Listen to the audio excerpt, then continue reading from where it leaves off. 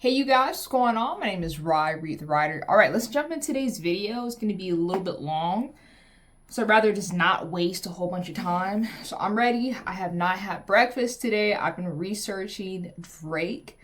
Probably since I woke up this morning, just reading, watching videos, but on the internet, listening to like attorneys talk about Drake's contract and his lawsuit that he's currently going through with his label UMG. If you guys don't know what UMG is, that is Universal Music Group. And Universal is a huge powerhouse. They have a lot of musicians on their list. We're talking like The Weeknd. Let me see who else. It's like pretty much everybody. The whole industry's on UMG. Also Kendrick Lamar, which is, very ironic because Drake is also suing them right now. So let's just get into this topic. So what's happening? Drake has sued. Let me make sure I have it all situated here. So it goes that Drake's attorneys made a pair of legal filings that state their intent to find out if Universal Music Group, the parent company of the label Republic Records, sought out to artificially boost the claim of Lamar's Not Like Us diss by paying Spotify and iHeartRadio. So basically what that means is Drake's attorneys are seeking to find out if Universal Music Group, they were using different forms of payola to basically artificially juice the song Not Like Us that came out by Kendrick Lamar during the summertime. So let me put this all into context for you guys, because there's just so much to divulge here. So this summerish, Kendrick Lamar went on a rampage. As you guys know, I don't have to go too in depth on that. Kendrick Lamar attacked Drake. He was gonna go after J. Cole, but J. Cole dropped out, apologized, cried on a stage. J. Cole did drop a diss song, but he apologized, he learned a lesson, and he was peacefully somewhere in the back. Kudos to J. Cole. I really would have liked to have seen him in the beef, but it is what it is. But smart move on him, because, you don't want someone with a Pulitzer Prize attacking you, because that man, what he did to Drake is unforgettable. This is what we're always going to remember about 2024. We're gonna remember certain movies, we're gonna remember certain moments, but one moment that's always going to stick out is this rap beef, because it took over the world for 2 weeks. And as that song was blowing up, Not Like Us, and let's keep this in mind, Not Like Us was one of the greatest rap song beef songs that has come out ever in existence. This song went to #1. This song is so big that it was everywhere. And I've mentioned on this channel before already, I went to Japan this summer, and you guys can check out everything on my YouTube channel. I've posted everything there. But I was in Japan this summer, and deep in Okinawa, and this is off of Japan. It's one of the distant islands that's going around Japan. In Okinawa, in a small little village, guess what they were bumping? Not Like Us. This song went so viral that it went viral. It's huge, Not Like Us. The issue for Drake is with this song is there's a line in there that calls Drake a pedophile. I'm not going to say the whole world because I don't want anything to happen to this video, but a pedophile. And the thumbnail for the song, the cover art, is a picture of Drake's mansion in Canada with a whole bunch of, what would you call them? Predator warning, symbols. If you were to go online, you were typing, how many predators or, people who've done horrible things to children or just people in general live in your area, you would see red little arrows on the areas or the homes that these predators live. And on the picture, because I'll put it up here on the screen, on the picture, it shows Drake's mansion with a whole bunch of little predator symbols everywhere. So here you get this song, it destroys you. You're Drake. Imagine you're in Drake's position. It destroys you. It makes you look like you're a creep, you're a weirdo, you're after young kids, because that's basically what it is. And this one song has insurmountably just destroyed your reputation. And this is where Drake comes in. For Drake, on Drake's behalf, he's looking at this song and going, oh, hell no. Hell no. And what's worse is that Kendrick Lamar is on the same label as Drake. They're all on the same label. They're label mates. The only difference is that with Drake's contract is that he has essentially a 360 deal. So he was offered $400 million for, I can't remember how many records, but a $400 million deal.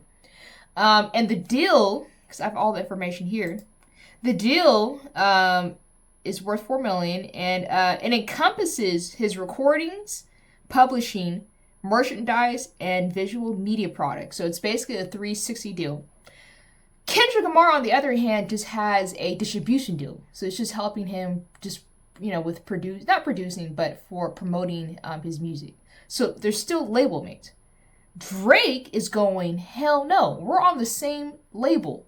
How is it that on my label with you guys, and I just signed a $400 million deal back in 2022, and yet you have an artist who's on the same record as me, the same deal, not same deal, but the same label, and you guys allowed him to disrespect me in this manner and calling me a pedophile, knowing that my brand is as big as it is, and having this slur on my reputation is going to ruin my name and my brand, which it absolutely has. Because what it has done is it's changed the discourse on how we view Drake.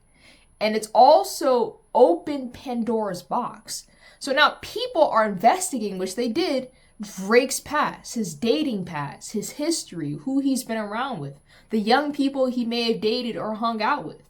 It's exposing him and it's putting a light on areas of Drake's life that he never even intended for that to be. So in all, this song, Not Like Us, did I'm probably saying it wrong, irrevocable damage to his brand and his name. And this is where this lawsuit comes in, just to paint you guys like the picture in total.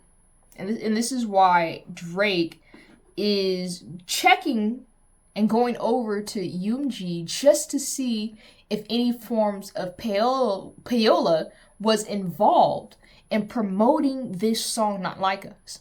But before I kind of get into the article, I do want to say this. With payola, it has been around since the beginning of time. It has been around since Rick James. It has been around since Michael Jackson. It has been around since Shaq dropped his music, his album. Payola has always existed. If you are, and I'm just stating the facts, because I feel like a lot of content creators aren't just saying it. I'd rather just say it. Every artist, especially if you are signed to a label, even if you're not signed to a label, majority of every artist has in some form contributed from payola. And how payola typically works, it's different how it was back in the Mafia days, but how payola basically works is you have a PR machine behind you. Let's say you are part of UMG, and they're trying to get this song promoted and get you to blow up, especially if you're a new artist. How do you get attention if you're a new artist? Sure, you can go through the normal PR route. You can get an interview. You can get on Colors. You can get on NPR. You can get on a talk show. This and that. But people are sheep. And you know this, because I'm not just saying this just to say this. People are sheep. People herd to where there's already basically food and grass already flourishing. People don't like to go to places where, first of all, it's uncommon and unpopular and it's unknown. People do not like going to the unknown by themselves. There are outliers. There are people who will go and join your party when no one else is there, and eventually over time that attracts more of a crowd. But initially, it takes a long time to get buzz, because that's basically what you want. You want buzz as an artist. So if you're one of the top 3 major music conglomerates, and you just want to get your artist popping before the summer ends, you're going to do some payola. It just happens. It's just the way it is. And it doesn't just happen in the music industry. It happens in all industries. Music happens in clothing. It happens in food. You guys might be sitting there like, oh, this organically happened. No, it didn't. No, it did not. Somebody was paid. Somebody got paid to talk about something. Somebody got paid to put a record on. Someone got paid to dance to a song that made it blew up. These things do happen organically. And typically when it does happen organically, Payola then steps in again and goes, okay, there's already a juice, there's already a buzz for this thing. So let me drop $50,000 on bots just to get more people to notice this. And like I said, going back to the sheep thing, that's how it works. Let's say like a music company, what they'll do is it's like I said, it's usually PR, or they'll offsource it. And they'll just pay someone to go like, hey, just give this song 50,000 views or 50,000 listens. People who are already like on Spotify, on YouTube, already looking for music. And they go, oh, this song has 50,000 views. Oh, it might be good. Boom, it starts generating. The song goes from 50,000 to 200,000 to 300,000. It starts growing organically. Then maybe a little bit more payola sprinkle on it. Maybe we get it spinning on the turntables. Maybe we get it on a few radios. Boom, boom, boom. Now it gets to like 10, 15 million. Let's, sprinkle some more money. And that's all it is. That's all payola is. It's just sprinkling money on top of something. Sometimes it works. Sometimes it doesn't work. In this instance, Not Like Us was going to always blow up. But I guess like for Drake, it's maybe just, looking at it going, it blew up bigger than it already did. But it got a lot of payola help. But that's, like I said, it's not just the smaller artists, it's the bigger artists too. Everyone benefits from payola. Even if the artist knows about it or not, it happens. I mean, I did a whole video on it when I was talking about Megan Thee Stallion, how she was caught for having artificial streams and having a whole bunch of bots when her album dropped. I usually doubt it's the artist that knows anything about this. It's usually the team or someone on the team was going, oh, we need to get this going. And we need some buzz, and the success of this artist is also contributing to my career. So this is also about me. So if this artist blows up, I'm in a better position to get another artist, or I'm in a better position to get another contract, or I can get promoted. That's what I'm saying. It's a whole network of how do we make this person big so I can get bigger. So whether Kendrick Lamar knows it or not, I'm pretty sure there was some payola involved. There had to have been. The song blew up. Sure, it was organic. It was a part of the culture, but would it be so far-fetched for me to believe that it didn't get any financial help somewhere? No. But Drake knows that, though. And that's why I find this basically, these legal filings so interesting, because I'm looking at Drake and I'm going, Drake, Drake, you have contributed also from payola. Out of everybody, Drake has benefited so much from the machine. So for me, I find it almost like insanity for him to even go after Kendrick Lamar and going, that's not fair that he's doing that. But what about all the years, all the 2 decades of him doing the same exact thing? Like let's go back to views, because that's the time period for me where I remember Drake just being the Goliath that he is currently today, but just him being at the top of the mountain. When Views came out, Views was everywhere. Posters, you had flyers, all over Best Buy. He had banners all over Spotify. Like he was number one for everything. right? For everything. And it wasn't just views, it was all those albums were just put out on the front the first like month, 3 weeks. And UMG, Universal, just benefited from that. And of course, his own private label, OVO. But yeah, you've 100% benefited from Payola. It has been a part of your foundation since your inception. And like I said, it's not just Drake, it's everybody. And if we're going to start suing labels for Payola, you gotta look at yourself first. Then we have to go down the line. Then it would be everyone would have to, in some form of manner, be punished before Payola. But it's just, like I said, it's just a part of the marketing.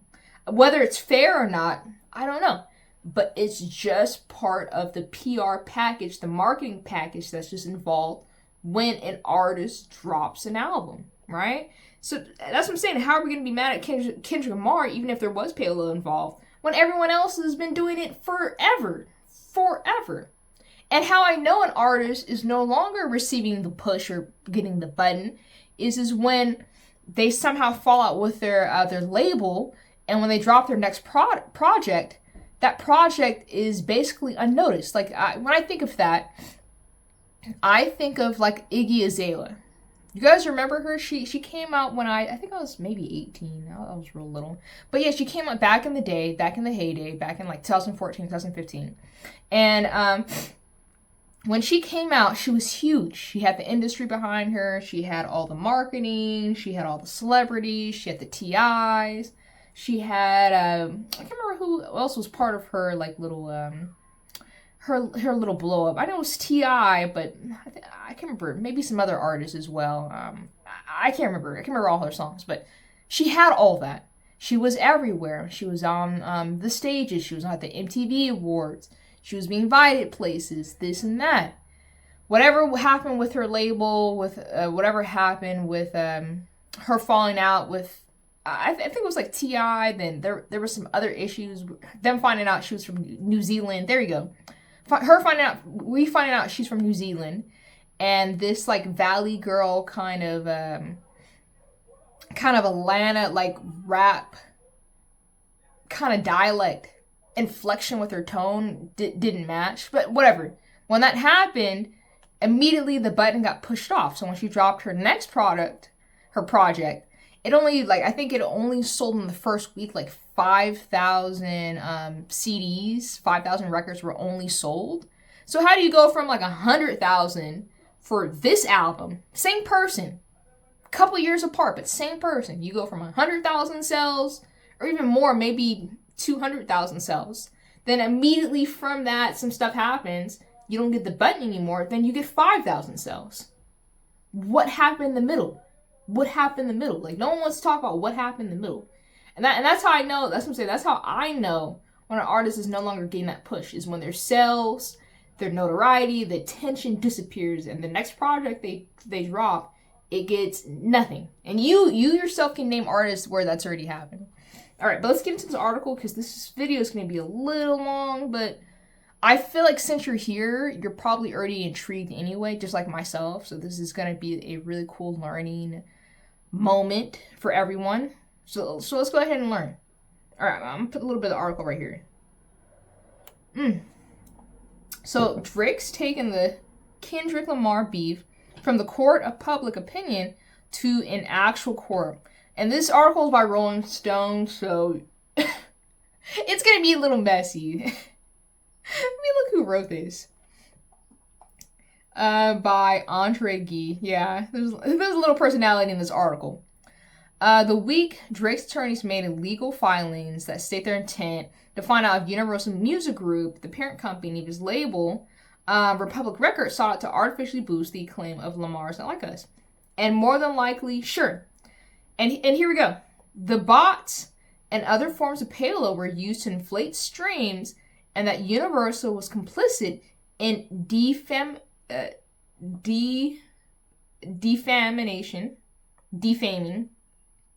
by supporting a song that accused him of being a certified pedophile. Because I don't want to say the whole world. Yeah. So it's just basically just defaming. And that's why I said the song did that. The crux of both filings is apparent in a portion of the second document, which states, the record-shattering spread of Not Like Us on streaming sales and radio play was deliberate and appears to have relied upon irregular and inappropriate business practice. Universal came out swiftly after the first lawsuit, telling TMZ, and messy, so messy for going to TMZ about that, the suggestion that UMG would do anything to undermine any artist is offensive and untrue. We employ the highest ethical practices in our marketing and promotional campaigns.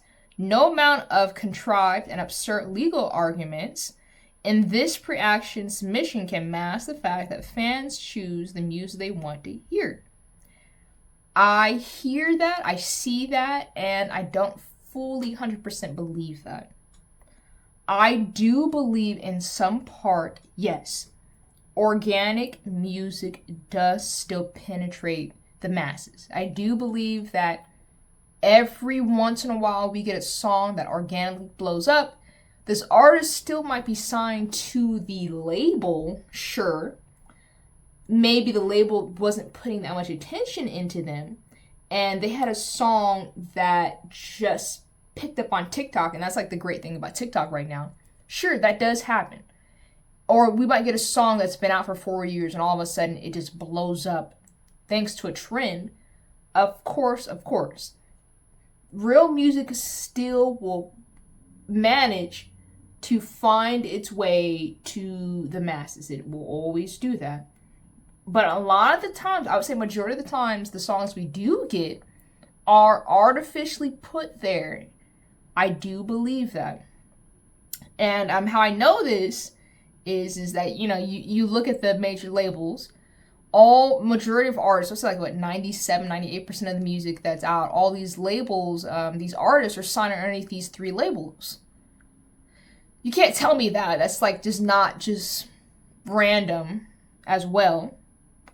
Then also we know that, say if an artist is new and they are blowing up, do they get the financial push? Do they have the connections? Do they have the resources? Do they have this machine behind them to make them bigger than they appear? Absolutely. And that's the thing, once you get signed to a label, once you kind of get into, once you do get inside the machine, you're in the machine. If you do get outside the machine, then I guess we get to find out what's really happening. What level of fame do you actually have? What amount of fans do you actually have supporting you without, say, a label boosting your songs, or a label, I'm not sure if they're doing this now, they used to do this back in the day, a label buying 10, 20, 30,000 of your albums just to get you the perception that you've sold so many albums. Plus all the tactics that are involved, with radio spins, then merchandise attached to your label to make it sound like you're selling more labels. There's a whole bunch of stuff to it. In the past 24 hours, many have wondered what Drake seeks to achieve with the petitions. Some have speculated that he's seeking to leverage Universal for information, allowing him to potentially sue for breach of contract and get out of his old deal. Others surmise he's simply trying to put in an asterisk on Not Like Us' success to push back on the popular sentiment that he lost the great rap war. And I don't know about that. Because according to Lil Yachty, I was watching an interview this morning on Lil Yachty, and he was just talking about how Drake did not care about the rap battle. It was just basically just an exercise for him. I don't necessarily believe that, just because of the impact that Not Like Us, or just the whole rap battle has drawn. So I can't be that naive to believe that Drake was not bothered by this and this did not hurt him, which it did. Because you guys remember when the rap battle was even starting, Drake was dropping shoes, and that kind of touched and maybe potentially harmed a little bit of his shoe sales. So potentially there. But since we are talking about Drake's deal, and I mentioned to you guys before, Drake reportedly signed a $400 million contract back in 2022 with UMG, right? according to DJ Academics, it was stated that he was looking to renegotiate this deal to go from $400 million to potentially $600 million because he believes that he was undermined and undervalued when this deal was commissioned, when it was created. And if you look at it from this point of view, Drake is in, like I mentioned before, he's in a recordings, publishing, merchandise, and visual media deal. That's basically a 360 all the way around deal. Everything Drake does, UMG has their hands into it. And they own his music. Drake does not own his music. He maybe own portions of maybe some of the publishing, but he does not own fully his music. UMG does. Now, getting back to this. Was Drake given the best deal? Maybe at the time. And this is just me just speaking. And just me just verbalizing what I'm thinking. Because I was also listening to a interview that, and you guys should check him out. His name is Steve Stout. I was listening to him a lot last year. A lot, because I was deeply just studying the music industry. But I was listening to an interview with Steve Stout. He had on his panel, he had Russ. So they were doing an interview. Steve Stout was interviewing Russ. And they were talking about Drake, because the discussions around Drake's deal was very huge at the time, back in 2022. And Russ had mentioned that Drake was getting out of his contract. His contract was ending. They were trying to negotiate a new contract with UMG and for Drake and for OVO. And Russ mentioned something really amazing, because Russ is a rapper. Russ is an independent rapper. Russ used to be part of Columbia, I believe, back in the day. But he got out of that deal and he finished it, and since then he's been independent. But he was stating that imagine if Drake went independent. Imagine if Drake never signed with Universal and he went the independent route. He went on, I'm trying to remember what it's called when you upload the music. I can't remember. It's gonna eat me in the behind. I should know this, but whatever. You just download music, whatever. DistroKid. There you go, DistroKid. He was just saying, what if Drake released to DistroKid and he's dropped his own music? Russ stated that Drake would be making like $10 to $16 million a week. Imagine if he did it for 60 weeks. And we know about Drake is Drake, no matter what anyone says, Drake is a worker. He has a very hard work ethic. He's someone I actually admire when it comes to even me with my writing and with me doing my content and my videos. Drake likes to work. Drake likes to pump out albums, and if it was required of him, Drake could drop 3 albums a year. No problem. It'd be a lot of music, but Drake could do it, absolutely, because that is Drake's work ethic. And think about where Drake came from. Drake came from Lil Wayne. If you guys weren't alive during the Lil Wayne mixtape era, I'm so sorry for you. I was a child, though. I was a child when Lil Wayne was dropping heavy. But even then, I remember Lil Wayne would pick a song from a very popular artist that was already going huge, and he would remix it and drop like a rap on it, like his own like mix of it. Then in between that, he would drop a Carter album. Then after that, he would drop 2 more mixtapes. Then he would drop a Carter 2. And that was Lil Wayne. Non-stop. Then plus Lil Wayne was being featured on everything. He was with everyone. But that's who Drake learned from. So with all this being said, is Drake being offered a $400 million contract. I mean, you can fight with me a little bit in the, in down below in the comment section, but do we really think that $400 million is equivalent to, how many albums they got Drake in a contract for? But $400 million for ownership of publishing, recordings, visual media, merchandise, touring, everything, a 360? I would say no. I would say maybe at the time, 400 million looked fantastic because it's $500 million. Basically $500 million. That's a lot of money. That's unheard of. But if we're looking in the future tense, and like with what Russ said, if Drake went independent, he'll be making like $10 to $16 million a month. Because Drake is that big.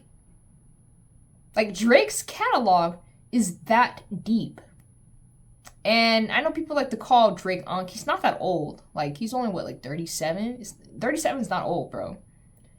Drake has a long time if he decides to retire. He can do another decade if he wanted to. Especially if he, starts talking about different topics besides just, like, women and sex. And, that's just what I'm thinking. But Drake's catalog is deep. And it can be deeper. So with $400 million, I don't know. I would almost state that maybe his contract should have been like $700 million. I know now that with the products that Drake has released since his contract, since Scorpion, I wouldn't say his brand isn't as great as it is, because especially overseas they love Drake. Here in America, it's a little bit different. Canada, they still love him. But here in America, there's a little bit faulty in there. But he's still like number one in his category. It's a lot. That's what I'm saying. This whole thing, it's Drake basically just going to court, trying to discover the Payola, and especially going through renegotiations with UMG. Everything is connected. This is just not a coincidence. That's what I always like to pay attention to when things are happening, because I like to play detective, and I like to put things together, put on my hat, and I like to think things through. I know I'm kind of going off the article a little bit, but this is what I'm thinking. I'm thinking, and this is just me talking off the dome, I'm thinking that after Drake signed his contract with UMG, $400 million, it seemed good, but I think over time Drake was just going, man, maybe I am worth more. Because everyone else knew who was worth more. Like, if Drake did go independent, he would shatter Spotify. He would also change the outlook. Say if he was, he renegotiated and didn't do a 360 deal, he maybe just, did a distribution deal, and he had full ownership of his music. Drake would be worth probably maybe double more than what he is. Like, Drake is worth a lot of money, but just him having ownership and that whole control, instead of just, the way he signed his contract, it maybe could have been completely different. Like, maybe it probably could have been completely different, and it would have changed the industry. But I think for UMG, they were looking at Drake and going, no, we cannot have a Drake going independent. That would destroy everything. It would be like having The Weeknd going independent. We can't have The Weeknd. We can't have Ariana Grande going fully 100% independent, collecting all that music back. We've built these people. You see probably how these labels are looking at these people going like, we made Drake. We made Ariana Grande. We made The Weeknd. We've invested way too much money for them to now decide to go elsewhere. They still have more music to create. They're generating us so much money, and we're losing so much money with other artists that are draining us. Because these labels are signing people left and right. So we're giving this artist $40,000, we're giving this artist $1 million, we're giving this artist, and they're underperforming. But when our big heavy hitters, Drake, The Weeknd, the Ariana Grandes, the Nicki Minaj's, they can't leave us. No. But Drake is probably going, $400 million, like, that's it? Looking at it now in hindsight. So I'm thinking, sure, this beef was always going to happen with Kendrick Lamar, and maybe it's perfect timing. Maybe it was just created. I don't know. Maybe I'll know when I die. But, with all that being said, Drake wanted to negotiate, according to DJ Academics, for his contract to be from $400 million to $700 million. The beef happens, same timing, around the same timing. Kendrick Lamar destroys Drake, ruins his reputation, ruins his branding, ruins his image. And because of all these smurs all over Drake's name, Drake is now going to have to look at it from face value. My brand is not worth as much as it was prior to this beef. You know what I'm saying? I'm just piecing things together. I'm just like, I'm looking at everything, and this is just me. I'm speculating. I'm theorizing right now. So don't hold me to any of this, but this is just how I'm thinking about it. And Drake is going, oh my gosh. So this is how it's working. So UMG is using someone, a label mate, to help bring down my success. So as I negotiate, UMG is probably going, I'm not going to pay you more. For what? For what? They're probably going, your last albums, sure, we sold them. You still sold maybe 100, 200, 300,000, but you're not as big as you were. These last few songs you put out, they got listened, sure, we got streams because it's our money, we own it, but you're not selling as much as you were before.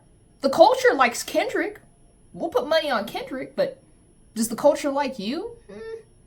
Maybe you're not worth 600 million. Maybe you're worth 450. Maybe you're not even worth 400. Maybe you're worth like 350. Maybe we overpaid. And that's how it kind of goes into this is how I'm thinking how these negotiations were going back and forth. So that's what I'm saying. A lot of people are dissing Drake for him even doing this, but I understand. I see the bigger picture. I'm looking at the circle. What sucks though for Drake is that it's just the look. It is your reputation. And your reputation is going to be that much more tarnished because now you look like you're salty. Maybe he is. Maybe Drake is a little bit salty about this. Am I mad at Drake for even doing this? Absolutely not. Because at the end of the day, it's a business. Drake isn't just Drake. Drake is an enterprise. Same thing with Kendrick. They're enterprises. These people have hundreds of people underneath them making money. Drake alone has made billions of dollars. Same thing with Kendrick. I'm pretty sure, not as much as Drake, but I'm pretty sure Kendrick has already generated maybe 2-3 billion. Drake is probably maybe already at 7, 8, 9 billion. Because for as long as Drake has been in, especially with him doing pop and going that route, especially with R&B and those crossovers, clothing as well. Let me keep reading. Okay, so Rolling Stone spoke with co-founder of streaming services AudioMac Brian Z, entertainment lawyer Kevin Kenasky, I don't know, and another entertainment lawyer who requested to remain anonymous for his insights on the filings. So Cassini clarified that no lawsuit has been filed against UMG. The first filing in New York was a petition for access to information that would help them direct and tailor a lawsuit and put the parties to notice to preserve documents. Cassini adds that the petition does not mean that all parties' name will end up as defendants, and it does mean that there won't be other parties or different counts if it's granted and the information obtained dictates. The second document filed in Texas was a request to depose people out of state, specifically someone from the Lone Star State-based iHeartRadio. So that's what I'm saying. It's Payola. Drake's team is looking at iHeartRadio because our iHeartRadio is a big machine as well, and they're looking for information. While the anonymous lawyer called the filings a part of Drake's justice play against the industry, Cassini called it more whining than anything else. The anonymous lawyer says that these filings could be part of a long play out to get out of his UMG contract, but Z and Cassini are more skeptical, with the latter noting, I don't really understand how that would create leverage to cancel the recording contract that he has with Universal. When faced with popular sentiment that Drake may be set to argue that Universal breached his contract by artificially promoting Not Like Us, Cassini notes, that would essentially be saying that Universal would be obligated not to market Kendrick's song because Drake finds the content of the song undermining. And if the shoe was on the other foot, I don't think Drake would stand for that. Yeah. And I absolutely agree on that note. Because if If it were Kendrick Lamar in this situation, I doubt Kendrick Lamar would be suing for this. But I think because it's Drake and he has other matters going on, I think that's why he's suing. I think it's more of a money play. I do think maybe it's a little bit bitterness is involved as well, but I still think it's more about money rather than the bitterness. And he adds, in standardized recording agreements, there's going to be an opportunity to cure any breach of terms. Exactly, there's an opportunity to cure the breach. So that's what I'm saying. I don't think Drake is trying to get out of his contract. So I don't exactly know what Drake thinks he would be able to leverage if that's the move. I'm not sure that is the move.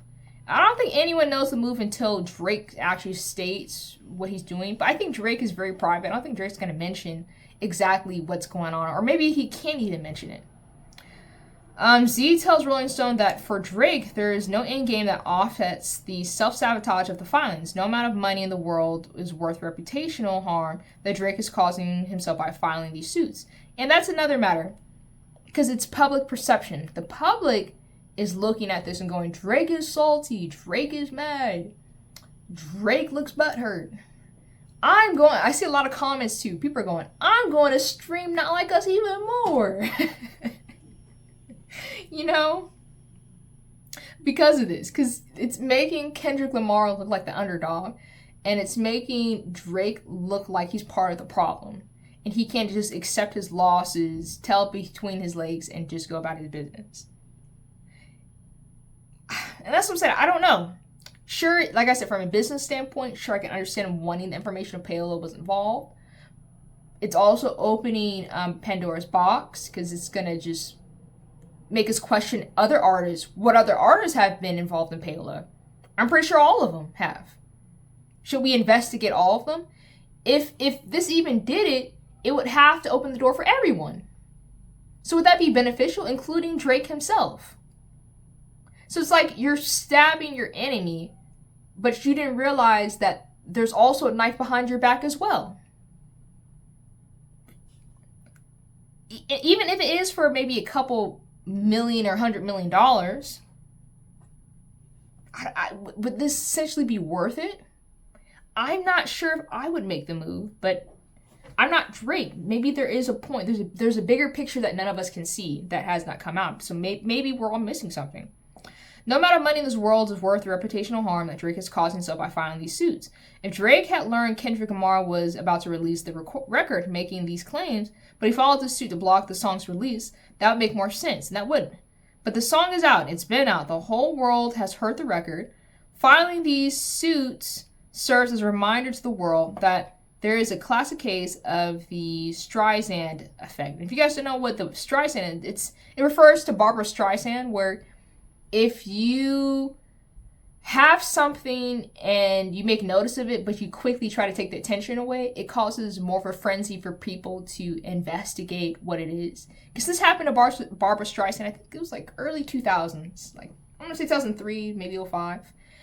There was he was like a photographer back in the day, and he was taking pictures, like geological. He was taking pictures of the beach and that coast side where Barbara Streisand's home was at.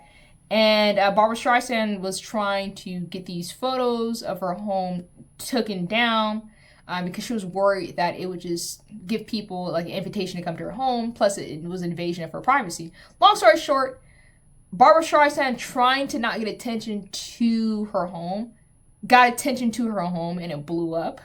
And it was all over the media, so everyone knew where she lived and investigating her property. And Barbara Streisand actually ended up losing the case. I believe she owed that. He wasn't even really a photographer. He was just, like I said, I think he was just a geologist. But she ended up owing him like something over $100,000 or something like that. But she lost. But it's like I said, it's essentially where you're trying not to draw attention to something, but all of a sudden it starts drawing attention, especially if you're a celebrity. So I think this is just what it's doing. There's a Streisand effect. Cassini also invoked that the Streisand effect by essentially noting that this litigation really only serves to bring more attention to the lyrics that Drake finds offensive or objectable, which it does. It's like Kendrick Lamar calling Drake a pedophile, and hide your little sister from him. Drake is not part of the culture, so it does make things worse. Drake is spiraling. I keep hearing that on the internet. They keep saying Drake is spiraling. You know, it is. And I think the streaming numbers for the song will just go up again. And like I said, people on the internet are going, oh no, Drake is suing because of Not Like Us. Well, I don't like Drake. I like Kendrick. Let me go listen to the song more. This is exactly what's happening. So Lamar recently released his album, GNX, which is based off a car, is poised to have another big streaming debut. The hysteria for the Compton rapper is already at a fever pitch, which may spur a second win for Not Like Us, which it absolutely is right now. I'm pretty sure Not Like Us is going to be number one again somewhere. Yeah, so Drake, I don't know. There's a bigger picture to all of this. There's more to this article.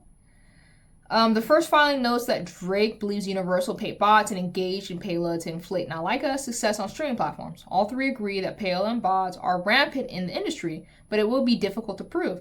Cassini says he feels like it would be difficult for anyone at our iHeartRadio to be ordered to be disposed without a lawsuit first being filed. Z notes that they would need to provide a paper trail showing money or gift changed hands specifically for Not Like Us. The anonymous entertainment lawyer adds, a smart person would obviously not create a paper trail in a way that is traceable. I think there's other ways that you could piece it together. There might not be a smoking gun, but ultimately their opinion is this gets nowhere near trial. Yeah, like I said, Payola's been going on for so long. There's so many different ways you can do Payola. Like, let's say if you owned your own like radio station and you have someone from the record label coming to you. They may give you money. They may give you like tickets to, I don't know, like just things I've seen. My mom's vacuuming, don't mind her. But they may give you like tickets to the Staples Center to go see the Mets game or see the Lakers. They might give you tickets to go see the artist show. You get to do the VIP treatment. They'll fly you and your girlfriend out on, on the PJ on the flight. Might give you, also a hotel stay. Ruth Chris's steakhouse. Might be able to go there. Nobu, there you go. I was trying to think of some of the major ones. You might get flown out to Las Vegas. You might get a charger. You might get some chains, some jewelry. Like, these guys at the radio station, I'm pretty sure they're making so much money. Like, I can only imagine what they're being paid just to promote something. Like, that's what I'm saying. There's so much more to this that we just do not know about. But just from what I've seen and what I've learned, yeah, I'm pretty sure. But you're not gonna find these things, and I'm pretty sure these gifts are just written off as like expenses on the artist's overall just like expenses. You know what I mean? Like, it's just written off. Like, say if you have like an NLE chopper, like. You do some Payola, you give someone something. It's just expensive. This is just some marketing, and probably I'm pretty sure like legally it just says marketing or car is part of something, or you can't find all this stuff. It'd be so much to find. Golly, it'd be so much to find. You can't find all this. This has been going on for too long. I don't even know how you would even stop Payola. Like, I don't think people even would want Payola to even stop because it's just part of the business. It's like a music video. Every song, there's a music video. It's just part of the business. It is what it is. But yeah, I don't know. But Drake's been involved in Payola too. Like, it's just, everyone's done it. Like I said, even if the song Not Like Us was artificially streamed, so yeah, Kendrick Lamar does have his own following. Kendrick Lamar is huge. He's a huge artist. He has organic reach. But could the song have been pushed a little more? Probably. Was it good business for UMG or everyone involved? Absolutely. Because you want the song to be big. Especially if it's already blowing up and people are already looking at it. Why not sprinkle a few dollars? I mean, like, if we're talking business, if I make something and it's already blowing up and I'm selling it off a TikTok shop, why wouldn't I put some ad money behind that? Why would I not hire more people to help me make this thing bigger? And it's already big. It's common sense. That's pretty much. There's more to this article, but it's just going over just Payola. I don't really understand how Drake thinks that it's injurious to him that the song is released by Kendrick Lamar and other facts. It's harmful to his reputation. Yeah. I think the best thing Drake can do at this moment, if he does do the suit and he does get information, I think it's cool for him to know. But even if he does know, it's still a lose-lose, because it's damn if you do, damn if you don't. You're looking for something. Maybe it is there. I'm pretty sure it is. But because of what this is doing to people's perception of you, is it worth it? I think the best thing Drake can do is just work on his music and just continue just moving forward. He lost his rap battle, but you can just move forward. He didn't lose the race, but he just lost a battle along his journey. I do wish him all the best, because, I mean, it's still Drake at the end of the day. I think Drake will be fine. Maybe it will hurt his ego a little bit, because it's just, you don't want that, but... my concern also is that Drake is dropping a new album, I believe this year or next year, with Party Next Door. And poor Party Next Door. Because this is probably like, it was probably huge for Party Next Door in the beginning when they were working on this. Now it's like, the timing is rough. The timing is rough. But since Drake is biting the hand of UMG, I'm wondering how this is going to impact his record coming out with Party Next Door. And that's why I said, is this worth it? To just bite the hand that's feeding you? Because of another label mate? And maybe there was some collusion. Maybe when you were starting negotiating money. Because, I mean, when money is involved, players start moving. People start moving. You start seeing who people truly are. I don't know. I'm a little bit nervous for Drake. When I look at this right now, him doing all this and finding out negotiations and him looking for Payola, I start thinking about Prince. I start thinking about Michael Jackson. I start thinking about Whitney Houston. You know what I mean? I start thinking about Left Eye, and I start thinking about Aaliyah. And not for their deaths or anything. I start thinking about these people before they died, or before their reputation was harmed. They were asking questions that they should have been asking, which was money. Everything was money involved. Like Whitney Houston was asking before her death, was asking her label, and that was with Clive Davis. She was wondering where her money was at, because I think she felt like she was underpaid or undermined. Then you have Michael Jackson. He bought a lot of like different artists' catalogs. I think it was the Beach Boys and the Beatles catalog. He owned a lot of that stuff, including his own. And he started owning Sony. Sony was like, hey, we want that back. And you start fighting with, Tommy Mottola? Like, all that was happening as well. Then you think about Prince as well. Prince was trying to get ownership of his music. Then Prince started going off the rails and renamed himself and figured out how to get his music back to some extent. Then before he passed away, I believe that his former label were trying to get ownership of all his other thousands of songs that he never released. He was like, no. Then, stuff starts happening. I just look at all of this and I start going, oh, there's a lot of money going around. There's a lot of money moves happening. I'm a little nervous for Drake, but yeah, I wish him the best. I'd love to see how this goes if they do find out Payola, but it's going to open up a huge can of worms. I don't know if the world is ready for that. We know about this, and I'm telling you about this, but is the world ready to really discover how big Payola influences the current market? How involved Payola is in every artist? We might be thinking, oh, this artist just blew up and they're talented and they're super young. The reality is like, no, there was something behind him and the button was pushed and this artist got huge and everything was artificial and nothing was really organic. Then that means everything that we've been listening to is fake. Even though the music's good, but it's just like, what's real? That's going to be the question. If we find out about Payola, if Drake does do this with iHeartRadio and everything, what's real? Is any of this real? Even what Drake is doing, is that real? Any of these artists, are any of this real? But yeah, tell me your thoughts down below. I apologize this video got a little long. Actually, I don't apologize, because I like to yap and I like to talk and I like to talk about business. But yeah, tell me your thoughts down below. What do you think about all this? I have my theories. I like to speculate. I like to think outside the box. I like to question the norms. That's why I did this video. But yeah, tell me your thoughts down below. And also, do you think that Drake should be suing or doing court filings at UMG for this, for Not Like Us? And this also begs the question as well. Kendrick Lamar is getting ready to do Super Bowl. Will he be performing Not Like Us? And will he say that line, the Pettifers line?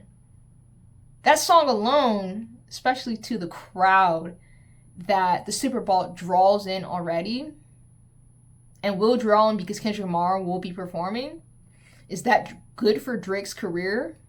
I don't know. Tell me your thoughts down below. Make sure you like, share, and subscribe. I'll see you guys back for the next video I find and topic I find on TikTok. But yeah, I'll see you guys very, very soon.